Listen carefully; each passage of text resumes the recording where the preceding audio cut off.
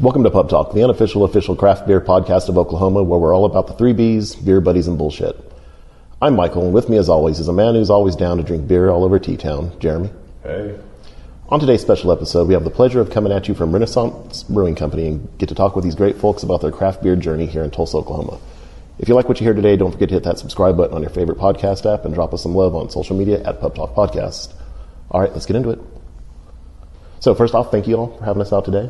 Yeah. I want to get us started and just let the listeners know who you are and a little bit about what you do here before we get into what we're drinking.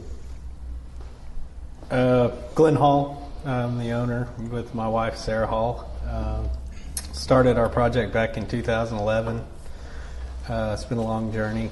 Finally got open last year, January, to the public, or this year actually. So it took us about 6 years to get out there. But we're here now, making beer. Kelsey Schumacher, head brewer here, so head janitor. And just met Glenn when he was in the process of starting this, and then me and him have been together, this is going on the 4th year? I think so, yeah. Yeah, 4th year. Yeah, so we've known each other for 4 years. Awesome. So, yeah. So we've got a lot of beer in front of us. What are we? Yeah. What did we do? Yeah. Hope I didn't surprise you guys. I thought you wanted to drink, so. We do like beer. Yeah. I hope so. Yeah. So that's why we're here. Yeah. We've got Black Gold here, and basically what we're going to do is we're going to have a tasting Black Gold, and then we have it infused at different levels with coffee in it as well. So that was kind of always something we really wanted to do anyways, just because it's such it's a beer that has a good background that you can put a lot of different things in and play with a little bit. So, yeah, awesome. And then some jerks open their mouth on a podcast. That's right, yeah. They said they wanted Black Gold on, if this was on coffee, it'd just be so good. I was like, wow, this would be a perfect opportunity to try this out. So I brewed up some coffee today, actually, and then brought it up here and infused it at different levels. So we'll check it out. Awesome. Yeah. So first one is just a base beer. And it might be better if you just do the base beer and then try the other ones. But yeah, that's what I was thinking. And that goes from different levels. This is basically a 2 ounce. Yeah, I think it's a 2 and 4. Yeah, 2 and 4. Yeah, so Black Gold, it already has that coffee notes when it's cold. Mm-hmm. Yeah. That primarily comes from the black patent malt that's in. It's a forward black patent beer. Once it warms up, you get more chocolatey type notes. First time we brewed this, while it was going during fermentation when it was warm, we tasted it, and it was chocolate. And we thought, maybe we did something wrong. As soon as we chilled it down, coffee. Nice. So it kind of goes from the opposite. It goes chocolate, coffee, and then once you keg it, it's coffee, chocolate. So. That's actually a perfect segue, because one thing we that's our favorite beer that you guys make, is Black Gold. But one thing we weren't sure of is it says hybrid stout on the cans and everything like that. Is that the hybrid you're talking about? Is it chocolate coffee or what is that? That comes back. I mean, and there's nothing in this beer but malt. I mean, there is no coffee. There is nothing. It just, you get all those notes from the malt. But no, the hybrid comes in, it's not really a distinct style of a stout. It's a little lighter bodied. It's kind of a meld between an Irish and an English stout. Okay. The one thing it's not is a milk stout, because there's no lactose. But it's primarily, a melding of an English and an Irish styles together. A little lighter body, so it's drinkable. Okay. Yeah. Awesome. Yeah, it's very good. That's delicious. Yeah. I mean, you just couldn't really name, what kind of stout it is, and so so now we've confused everybody. It's eye-catching though. Hybrid stout sounds badass. Yeah, everyone's always like, what? It's probably one of the more common questions. What is a hybrid stout? Yeah. What are you guys going for here? So, and I mean, a lot of people, they either expect, super thick, heavy stout, high in alcohol. You know, it's not an imperial stout. It's made to drink.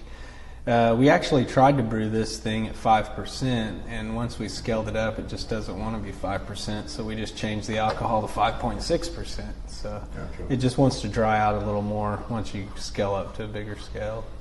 And we liked the recipe. We didn't want to change anything about it, so we just left it. Yeah, we did add a little. We added a little. Well, we changed a few things along the way. We added oats along the way to give it a little more body, but we didn't want to give it so much body because we like it being a more lighter body. Yeah, right on. Yeah. Drink more of them too that way. Yeah, you want something that's drinkable, something that on the end of, you know, at the very end, you're like, I need another drink because it almost dries your tongue out, you know. So oh, for sure. Yeah. So that's what most of our flagship beers are like that. Yeah, or something that's highly drinkable and something that, you know, you want not just one, but maybe 2 or 3. And then you can have 2 or 3 and still be able to walk. So. Right. Yeah. So if you're watching the Dallas Cowboys lose. Yeah. Oh, man. Cowboys. So earlier you said that 6 years is when the whole process started behind the brewery. Yeah. How did it all start? Well, I don't know. I've been brewing since '94. Oh, wow. I knew, you know, I never was really a home brewer at heart per se. I always wanted to do it more professionally.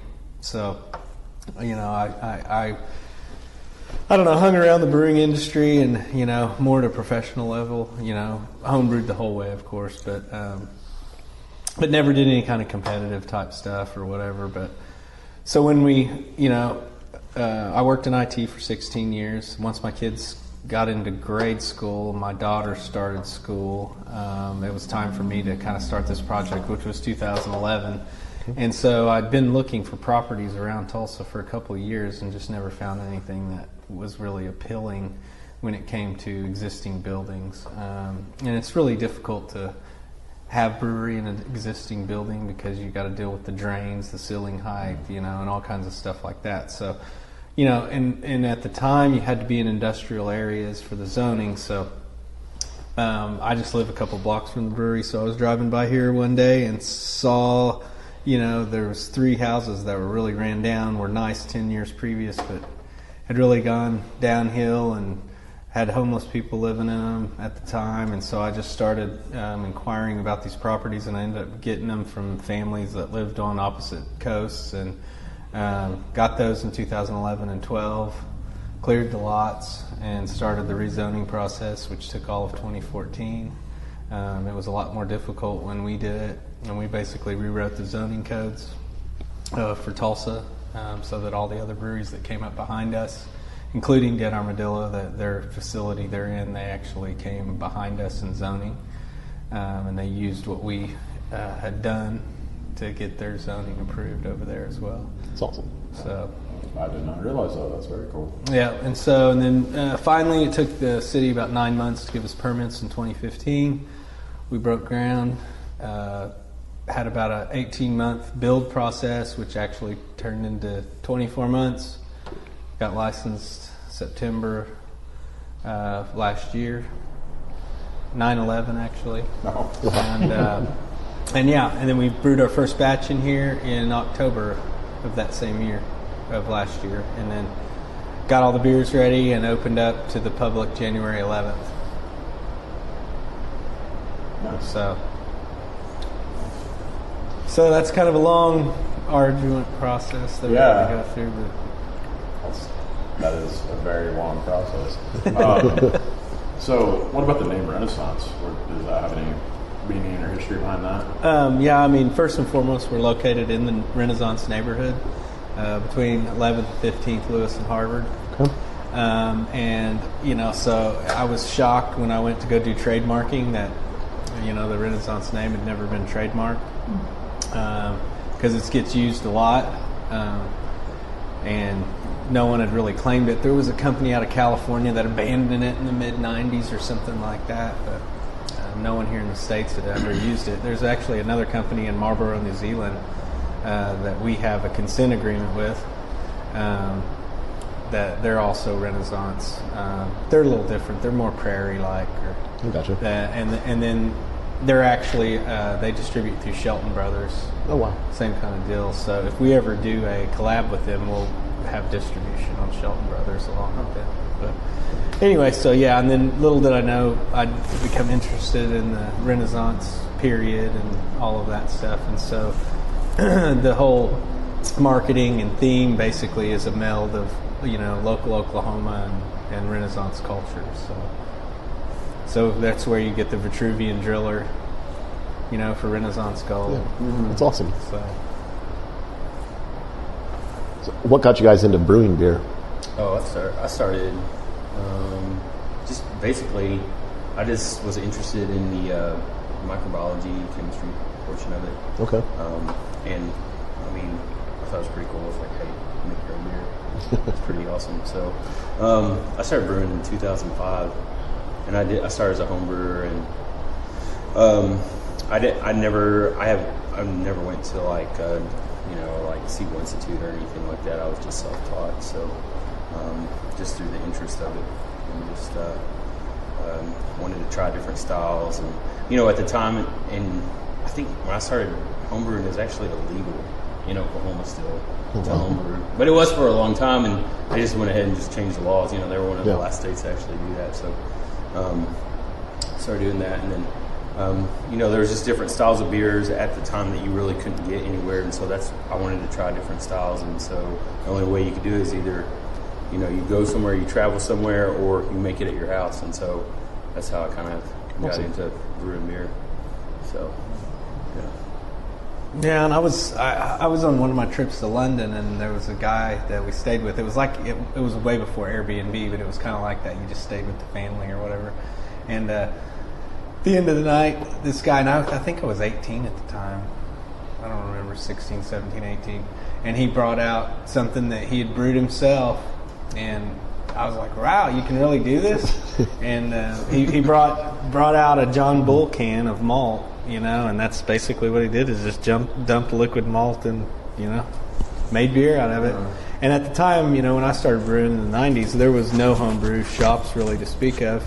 There was Rogues in Oklahoma City in the cattle yard, in the stockyards, and they were basically a winemaking place, and they had a few cans of malt here or there. So it was very limited what you could get your hands on. And that really didn't start picking up until, probably 96, 97. I can't remember when Gell and them started in Oklahoma City. Yeah. But there was another guy that was there before them. Yeah, I can't remember. And I can't remember. But it was very limited what you could get. And so, Chuck. And so immediately, as soon as real grain was available to homebrewers, I switched over to all grain. I just didn't see the sense in it. One, it's so much cheaper to do it the real way and not buy extract. But two, you get a much better product out of it. But it came a long way. Like the dried malt extract that they have available for homebrewers, that was, you can almost make just as good of a quality of beer with that dried malt extract as well. But just kind of interested in it, and my kids have brewed with me their whole lives, and I just did it to make beer. I was never into it for the competitive purposes. That's what a lot of home brewing has become, and that's okay. That's what you like, but I just I could care less about that part of it. I just want to make good beer for the people. Yeah. Awesome. So kind of talking about the roots of how everything got started and whatnot. Do you remember? It's really two questions: your first craft beer and the beer that made you go, "Damn, I love craft beer." What was it? Epiphany beer? Epiphany beer. Yeah. Epiphany beer. Well, mine goes more European type, because there was hardly any craft beer in the early 90s. Yeah. I don't even know in Oklahoma. There was an interurban brewery in Tulsa, or in Norman, that went under, and Norman Brewing Company with Mike Groshong and those guys. He's been around forever. But from I can't really remember an American craft beer per se that I remember drinking, but it was all, I always liked the German Hefeweizens, Sure. So Erdinger, Meisels, I think we can get Erdinger here now and some of the other ones. And then I always like the North German Pilsners a whole lot, Jäfers. And I mean, I actually had a Berliner Weiss in Berlin in '89, and then that was my first Berliner Weiss. And then I had a Leipziger Gose in '93 in Leipzig. You know, and this was before anybody knew what that shit was here. And I didn't know what it was either. But, you know, in Leipzig, it's interesting because they eat, you know, it's briny, and they eat it with seafood. I mean, you're eating it with pickled herring, and so it matches really well with seafood. And that's, you know, part of the reason why that beer is brewed, you know. And now it's just we throw cranberries and raspberries and all kinds of shit in it. It's not a salty beer anymore. Yeah, it's like a dessert almost. How old were you then?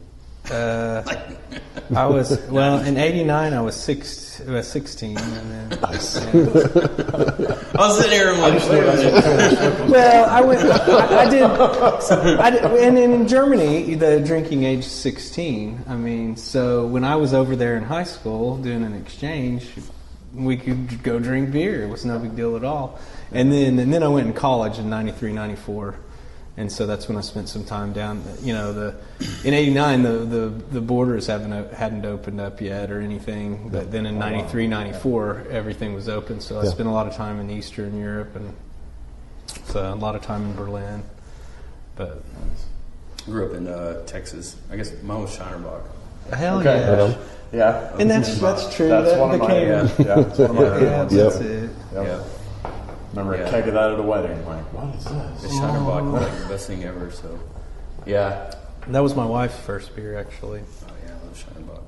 Well, you know, Still love it. Dude, I do too. It's Yeah. still, if you go in, well, we got different grocery store beers now, but Yeah. that would always be the grocery store beer that, you know, malty over hoppy or light, whatever. But yeah, Shiner's always a good go-to.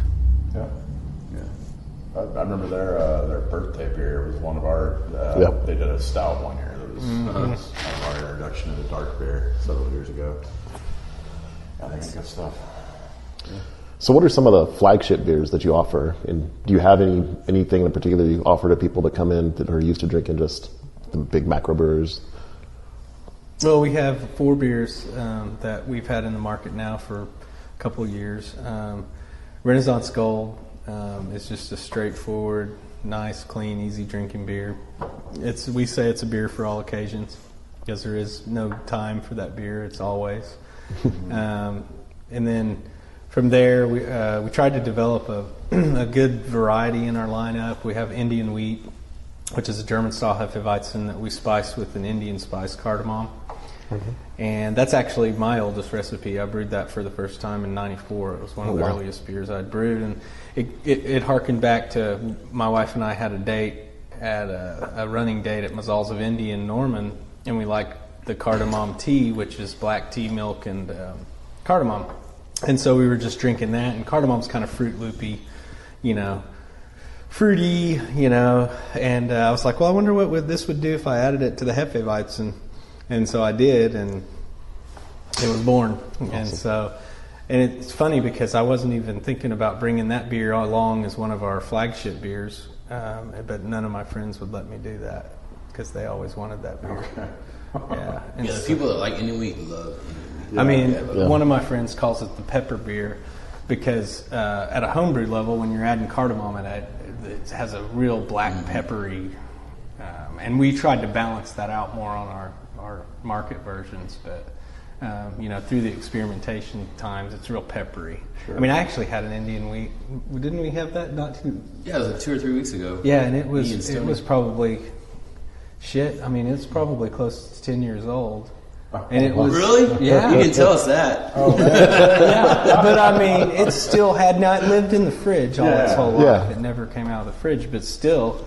It still had those characteristics, you know. It had faded over time, but still, the cardamom still came through. And then we have our Gamma Ray IPA, which is a traditional West Coast IPA with 5 different West Coast hops. Very balanced and drinkable. it's on the lower end of the IPA scale. So a lot of people that don't like IPAs really like it, and then you got people that love IPAs that really love it too. So it's really taken off for us. And then our Black Gold, which we're trying right now. So we created a variety of beers of all different styles for our lineup, and then from there we do anything and everything. So yeah, awesome. So as I'm talking to you guys here, I'm looking at your clear growlers, and that is something that is very distinct to you guys. I can't think of anyone else who's ever seen a clear growler. Can you kind of talk to us about why you went that route and whatnot? Well, if you look at the glasses in front of you, they're all clear. There's a reason that beer goes into a clear glass, is so you can see it, and you've got to protect this stuff from light and all that. But that stuff shouldn't hang around. You should take it home, drink it, get rid of it. Yeah. So, I mean, the main reason is I like seeing the beer, letting the beer show off in all of its glory, and that was the main thing. Also, I mean, cleaning. I mean, if you ever have to clean the growler, the damn thing's clean because you can see it. Those dark ones, you just don't know. I always wonder about that when I go get one refilled. Like, I know I washed it out. Yeah. Is it really clean? Now, there's a purpose. I mean, but we don't put our beer in bottles. We put our beer in cans, which are protected, but when we fill up the growlers, they're nice to look at. We give you a brown paper bag to cover it up and hope to get you home safely. But, I mean, that's the main reason. I mean, and my mentor and hero in the beer world, Tom Hennessy, he always believes in that killer growler stuff too. Okay. So. We took some flack for it, but whatever. I think it was really cool. Yeah. Well, and it is. It's something unique. I mean, not everyone does it. I mean, a lot of people, we got a good growler business. I'm about to order our other. We just went through a whole pallet through the year, so we have a lot of repeat customers, and they love it. Yeah, I've filled mine several times. I've got a shelf full of growlers, and they're all dark, and then you get that one that pops. So I believe the first time that we had your beer was at a beer festival. Can't remember which one. Do you have was it McNally's? Yeah. Harvest Fest. Do you have a favorite beer festival that you all do, or do you remember the first one that you guys went to? Man, our favorite festivals are the ones that buy the beer.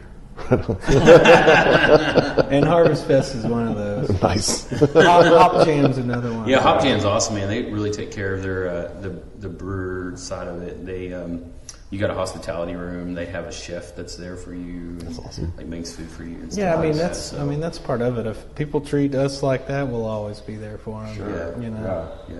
But that's probably. I mean, normally during Harvest Fest, the weather's great. Yeah. So that's a really good one. Same thing with Hop Jam. It's normally pretty good. So those festivals, they treat us right. They know how to take care of us. They buy the beer for us. We bring special one-off beers to them, and there's a lot of good festivals out there. First Draft too, man. First Draft's a good one. Yeah, we love Tom. He's awesome, dude. He's done a lot for us too. So. And it's nice doing it at the ballpark. It's nice. The locale. This year it was freezing balls. We were the only ones with propane heater, so we had everybody hanging out with us.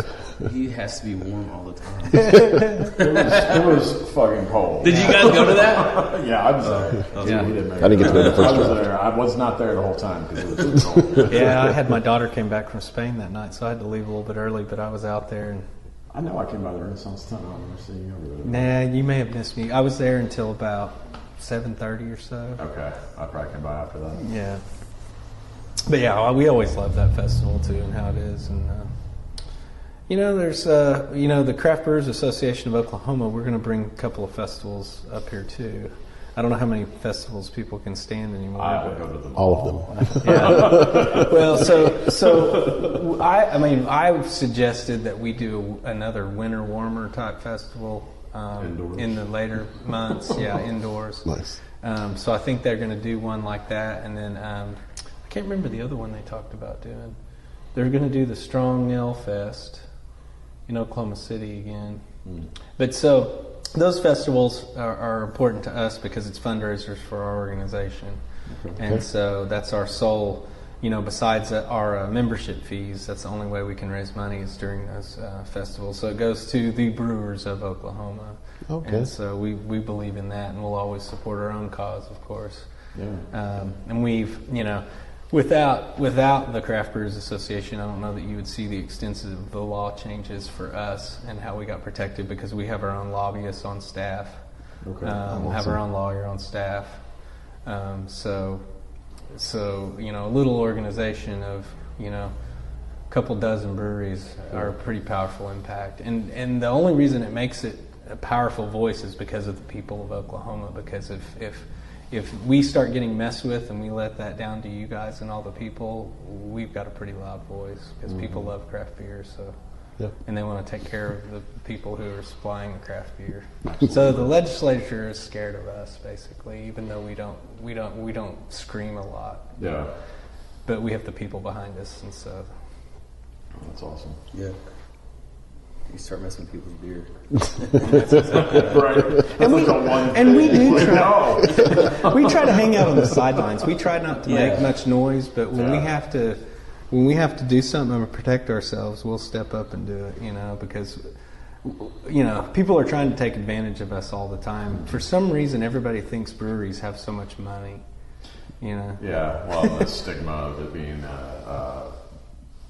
bad business, negative, because it's beer or whatever, I don't know. But I think it's funny because when all the law changes got voted on a couple of years ago, and there was a little bit of that noise of like, no, don't vote for this because of X, Y, Z. And it's like, people want beer.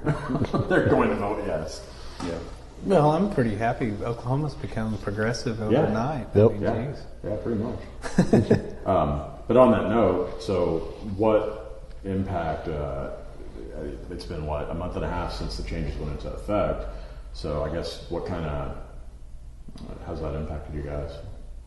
Well, I mean, I like to say that, we had everything we kind of wanted in August of 2016 where we got our tap rooms. Okay. That was the first and foremost. So we went and put legislation forward that we could pass so that we'd be taken care of, because we weren't confident that the new laws were ever going to take shape. Yeah. So we went and took care of ourselves first. Sure. So we had what we wanted. And so I think the law changes are primarily on the consumer side. It betters on the consumer side. It did open up several things for us, like now we can have all ages in here, so that brings a whole demographic to the tap room. But outside of those things for us, not much has really changed. I mean, we had to sign exclusive agreements with distributors. Okay. We got self-distribution rights if we so choose to do so. We chose not to for various reasons, but that's a hard business to get into as well. No reason. We're too busy, trying to be a brewery. We don't need to be a distribution company.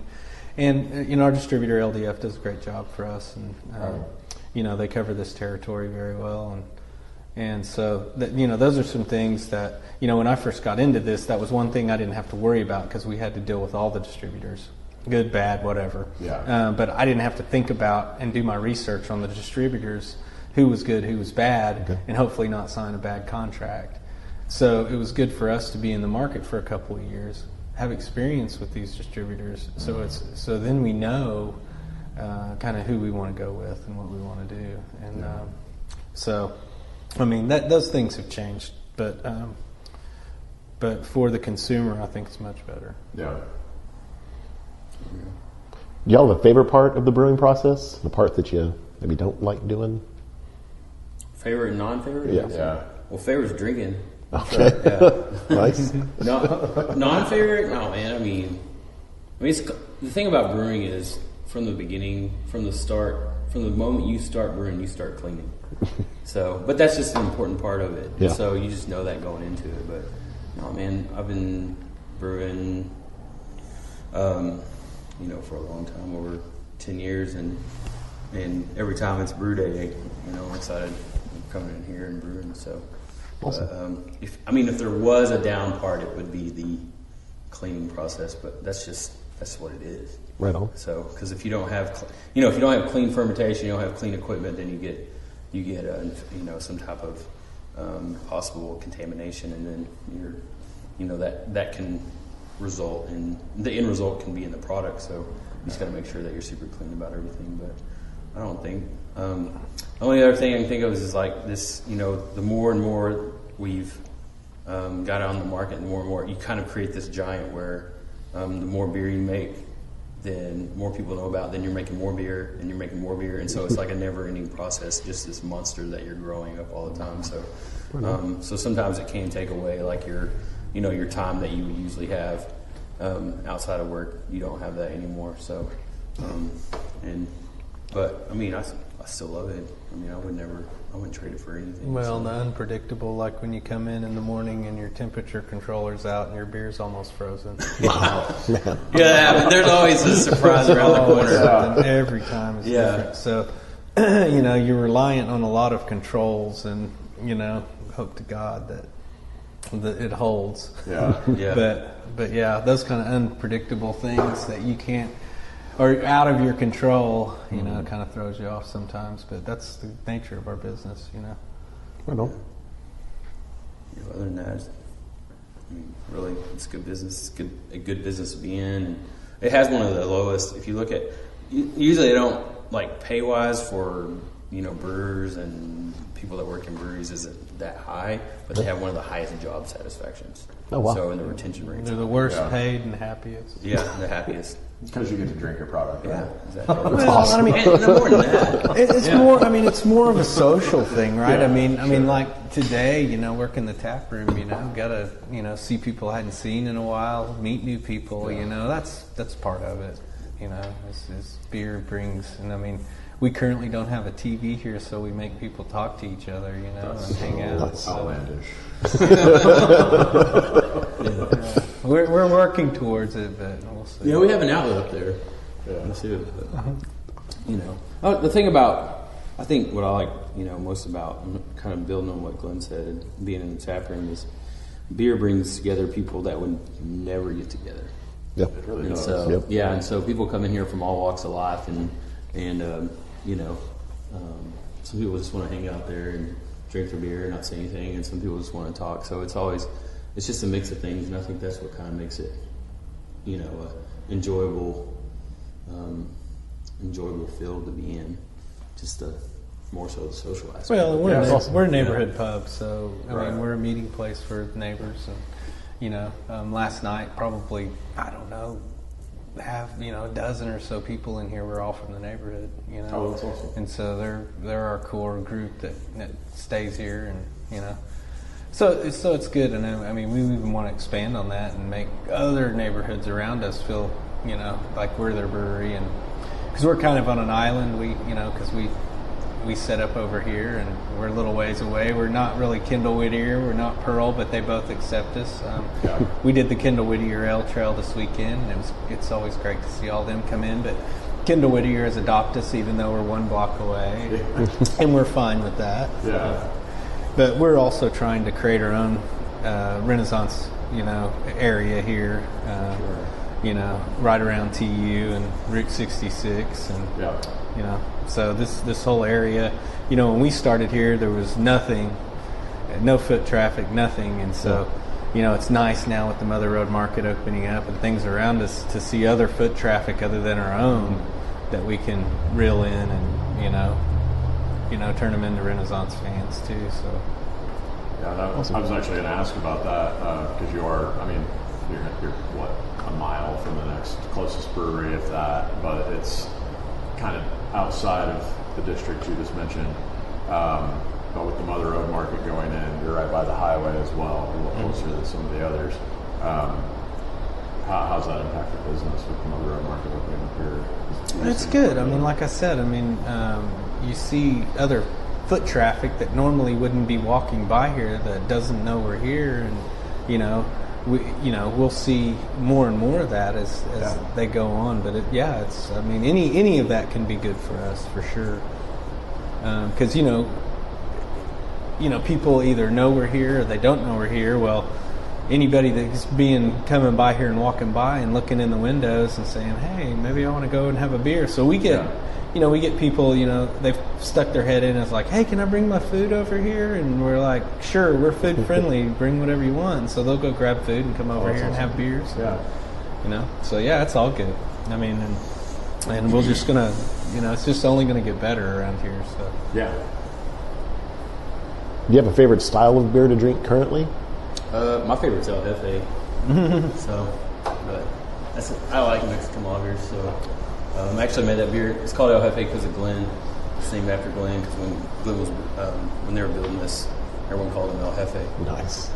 It's just the boss in Spanish. So. Yeah. But yeah, that's my favorite right now is a Mexican lager. What else? We did have rosé to the goze. I like messing around with we don't do like barrel sours or anything like that. We do kettle sours. Okay. And we do one called rosé to the goze, which was Winter is Coming last year, which is no longer Winter is Coming. Just because you don't want to deal with it. But anyway, so it's a beer that a lot of people. It's in my opinion, I call it like a non-beer drinker's beer because it really doesn't resonate anything that you have with beers. It's fruity, it's sour, it's light, it's not hoppy at all. It's like 3 IBUs. So those are probably my two that I like so far that we've done. So I kind of like messing around with the peppers. We do that. So that's kind of been a interesting thing for us because we started that and we're like, hey, we wanted some different styles and we put some peppers in a beer and people have just gone crazy about it. Like, this is the best beer I've ever had. Because we are the pepper brewers. We've kind of been known as the pepper brewers. So hot beers. Yeah, hot beers. So it's kind of interesting. Yeah, I got to ask about that because I'm always curious. I've had some pepper beers that are not fun to drink. Yeah. Dragon's Breath. Yeah. The Chintico. The El Jefe. You guys make great beers with peppers. Yeah. Is there a secret to kind of not making it unbearably hot and also not making it taste like spicy water? Well, I mean, you start with a base beer and then, like, for example, like Dragon's Breath Dragon's Breath is gold and then Chintico is black gold. And then we just infuse it with pepper and that's it. But the important thing is a lot of people, have a certain ratio that have worked out over time, but a lot of people don't. They'll leave them in there for a certain period of time, and it gets a little too hot or a little too spicy, and so then it all you're getting is the spice. You're not getting anything else. So we've played with different peppers, and that's we get a lot of people ask us questions on what kind of pepper we use, but I've tried habanero. We tried everything. Yeah, jalapeno. We tried serrano. So they all have their own character. Each one of them does. So. But we use a specific pepper just for most of our beers, so we found that it has a good balance and easy to use. But we've even scaled it up now where we have a bright tank right there, that 7-barrel bright tank. We usually put about 3 barrels in there now, and we're doing Dragon's Breath, and it's actually going to be released, commercially. We've had local restaurants come in and had an array of every beer we have here, and then they want Dragon's Breath, so we've kind of scaled that up. So just because of demand, so seems like it would pair well with Mexican food. Yeah, we've done it with some Mexican restaurants. There's another restaurant. I don't know if have they released it?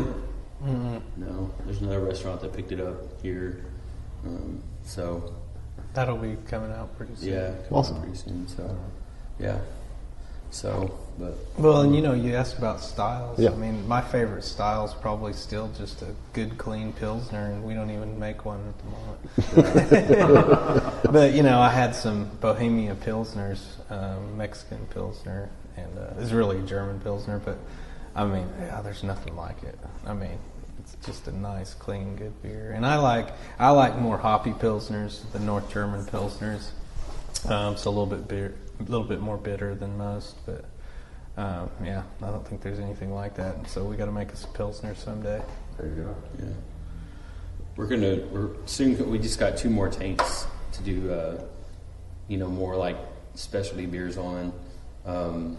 we're going to soon be coming out with Lewis Lager, it's basically an American light lager, and it's for that person that walks in here and is like, hey, what's your lightest beer you got? Like that, we get that asked every day. So it's something that's a super easy drinking kind of, but does have some character on the end. That way, kind of, it's not just water.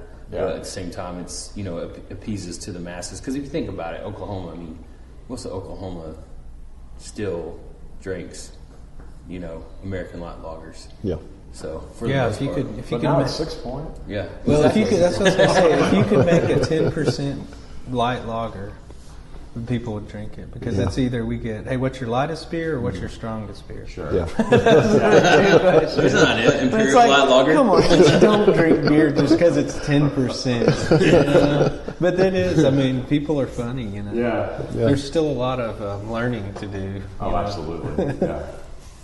Yeah, and then you've got people like us that walk in and say, "Can I just try them all?" Yeah, exactly. Well, that's not bad either. Right.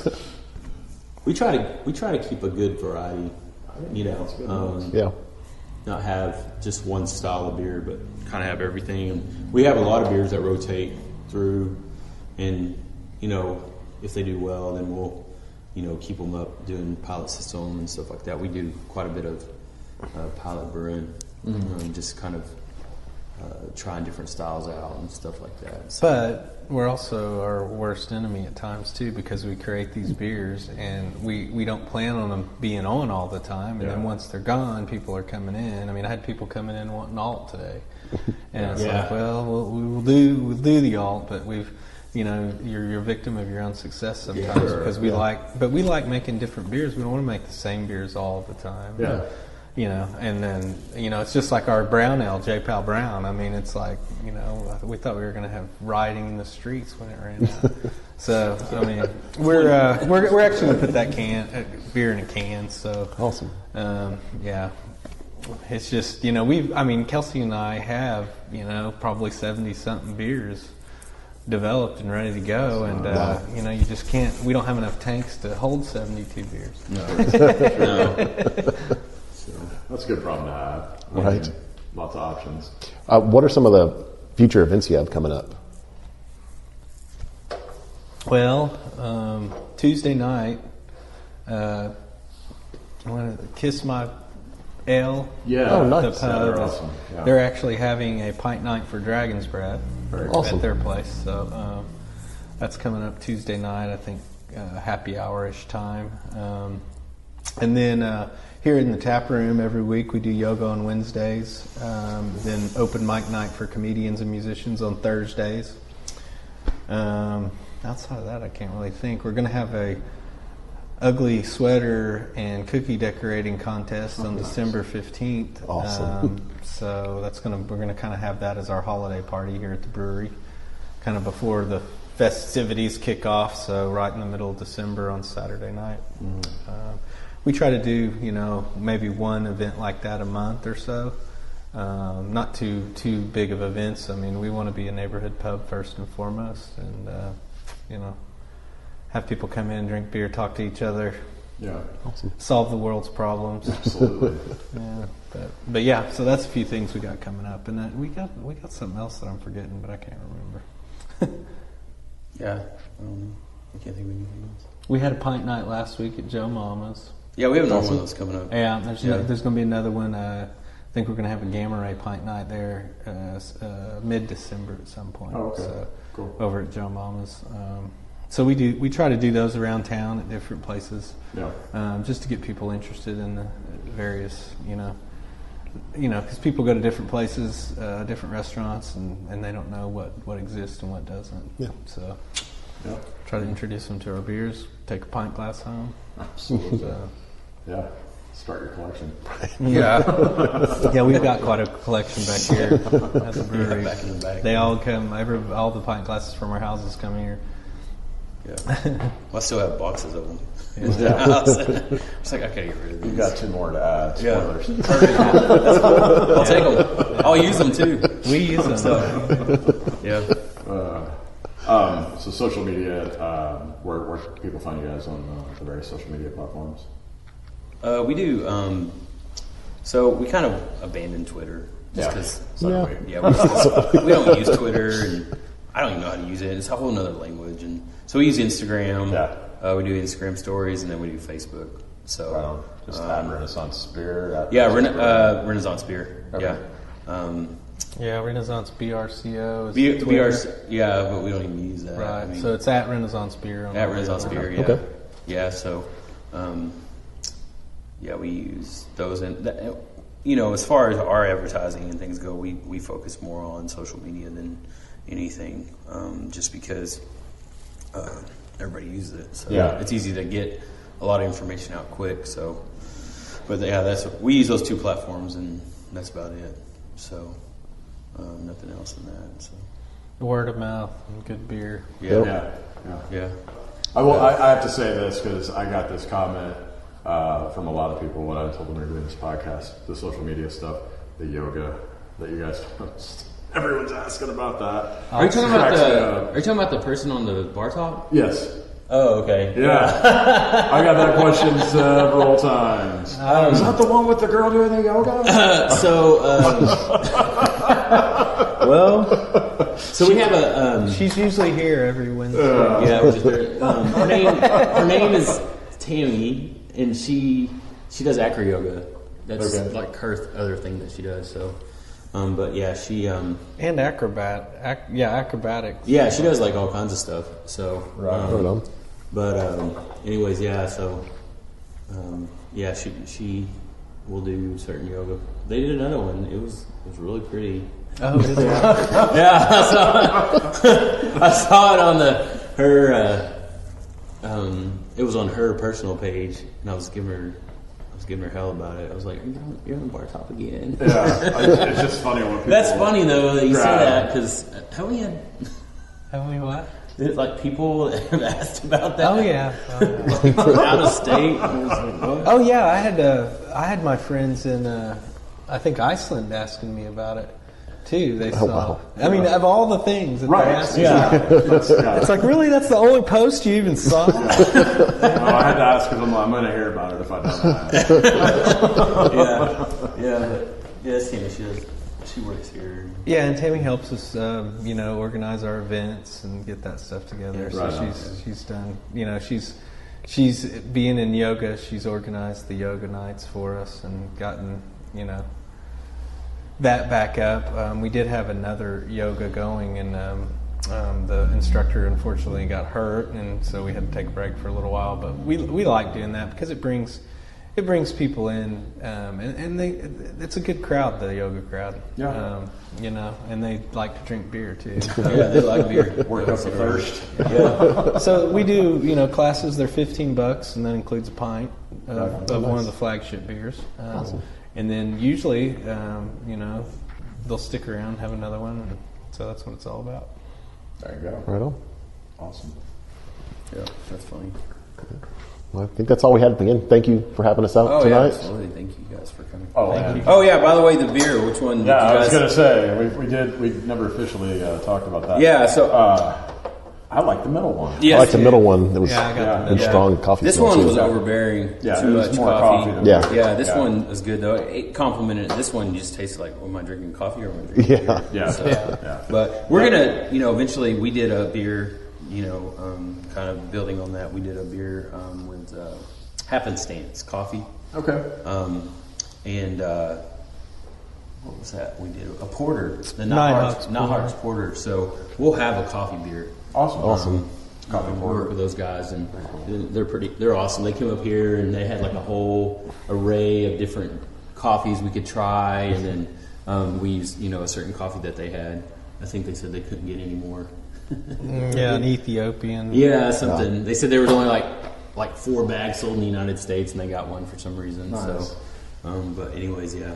So yeah, eventually we'll have a coffee beer. Awesome. And I don't know. Hell, maybe we'll make a black gold on coffee with whiskey barrels and Chantica and peppers in it all at once. Yeah, we will eventually do some barrels. We just haven't, gotten around to it. Yeah. We like. I mean, I like boozy beers, so we eventually want to do that stuff too. And I mean, I like gin, so I'd like to do some gin barrel stuff. Awesome. stuff like that. So we'll get that there eventually. Maybe after life slows down. We're basically just keeping our head above water right now. As everybody else is. Right. Yeah. Making good beer while you're doing it. Yep. Yeah, thanks. So, yeah. All right. Well, thanks again, guys. Yeah, thank you. Cheers. Good time. Cheers. That guy said, "Don't let the door hit in the vagina on the way out." That was hilarious. Good idea. That's going to do it for another special episode of Pub Talk. Thanks again to the guys from Renaissance Brewing Company for joining us tonight and having us out. Make sure to swing by and check out their tap room at 12th and Lewis in Tulsa, Oklahoma. Also, make sure to follow them on all the social media and check out their website and pick their beer up when you see it in local liquor stores. Yeah, and then also make sure to follow us on the social media at Pub Talk Podcast. Check out our website, pubtalkpodcast.com. Leave us some love on the various podcasting platforms. And happy Thanksgiving this week. And as always, never forget that there's nothing in life too big or hard you can't handle it over a few beers with your good friends. So until next time, just chill till the next episode.